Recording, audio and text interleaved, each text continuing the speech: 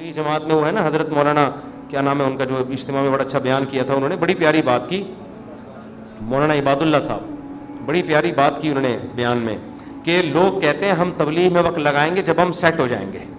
اس طرح لوگ کہتے ہیں ہم دین کی طرف یا نماز کی طرف آئیں گے جب ہم کیا ہو جائیں گے, ذرا سیٹ ہو جائیں یار, ایک فکروں سے تو آزاد ہوں, بھی تو شادی بھی ہے, پہلے جاب ہے, پھر بزنس ہے, جب سیٹ ہو جائیں گے نا سارے کاموں سے.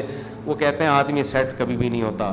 وہ سیٹ کیسے ہوتا ہے, انہوں نے بڑی پیاری مثال دی, ایسے سیٹ ہوتا ہے کہ وہ کہتا ہے میں سیٹ ہوں گا, ہو نہیں رہا, ایک مسئلے کے بعد دوسرا مسئلہ, دوسرے کے بعد تیسرا مسئلہ, ہوتے ہوتے ایک دن موت کا فرشتہ آتا ہے اور بالآخر اس کو قبر میں اتار دیتا ہے.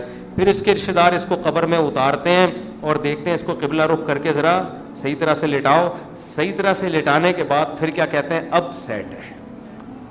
مردے کو کہتے ہیں نا اب یہ کیا ہے, اب سیٹ ہے, اب مٹی ڈال دو. اس سے پہلے پتھر نہیں رکھتے قبر میں جب تک مردہ سیٹ. بے بھائی مردہ ٹیڑھا میڑھا قبر میں پڑا ہوگا تو کوئی مٹی ڈالتا ہے, پہلے سیٹ کرتے ہیں نا اس کو. تمیز سے سیٹ کرنے کے بعد سب بیک زبان بولتے ہیں گورکن سے, اب پتھر رکھ دو, اب کیا ہے, اب سیٹ, اب سیٹ ہوا ہے. لیکن اب سیٹ ہونے کا فائدہ بولو, اب نہ تیرے قبر میں اذان کی آواز آئے گی تجھے, نہ کوئی الصلاۃ خیر من النوم سمجھائے گا, اور تیری جائیدادوں کو پیچھے لوگ ترنے والا سمجھ کے پھوڑ رہے ہوں گے. 2-4 دن یاد کریں گے ہمارے ابا نے ہمارے لیے بحریہ ٹاؤن میں کتنا اچھا پلاٹ بنایا, ہمارے ابا بہت اچھے تھے, کیوں چلے گئے دنیا سے. 3-4 دن کے بعد ویلیاں لگاتے ہوئے پھر رہے ہوں گے آپ کے بچے, کون سے ابا کہاں گئے, کیا ہوا, کوئی نہیں یاد کرے گا میرے بھائی. 4 دن میں سب بھول بھلائیاں. اور اولاد کو دین نہیں سکھایا وہ تو چوتھے دن ہی بھول جاتی ہے, دین سکھایا تو کم از کم موت تک دعاؤں میں یاد رکھ رہے ہوتے ہیں.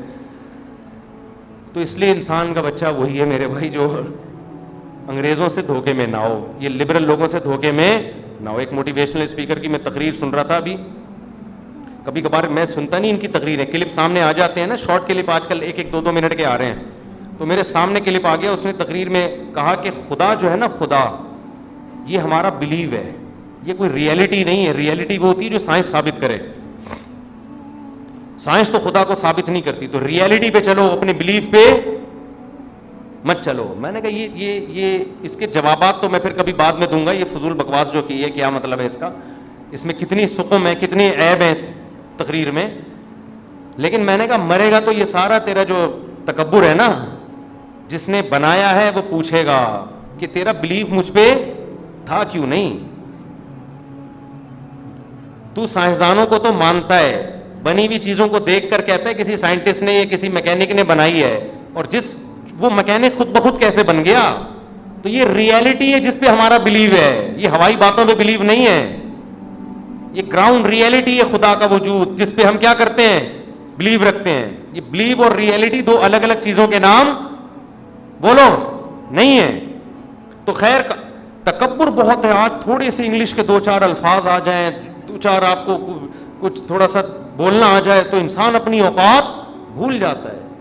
اس لیے قبرستان میں جا کے دیکھا کرو کیسے مردے پڑے ہوئے. ایک دن ہم نے بھی مرنا ہے, جواب دینا ہے. اللہ ہم سے اپنے بارے میں سب سے پہلے پوچھے گا, اللہ تعالیٰ ہمیں. اور آخری بات دیکھو, اگر نماز کبھی چھوٹ جائے نا جماعت سے, اپنے اوپر جرمانہ رکھو, سزا دو اپنے آپ کو. ایسے اپنے آپ کو ڈھیلا نہ چھوڑ دو کہ عزم کرتے ہیں میں پڑھوں گا پھر چھوٹ جاتی ہے. کچھ سزا تو دو اپنے آپ کو. فجر جس دن چھوٹ جائے, ناشتہ گول, ناشتہ نہیں. حضرت حکیم اختر صاحب رحمہ اللہ فرمایا کرتے تھے جس کی فجر چھوٹ جائے وہ کس منہ سے ناشتہ کرتا ہے, اس کو تو غیرت آنی چاہیے.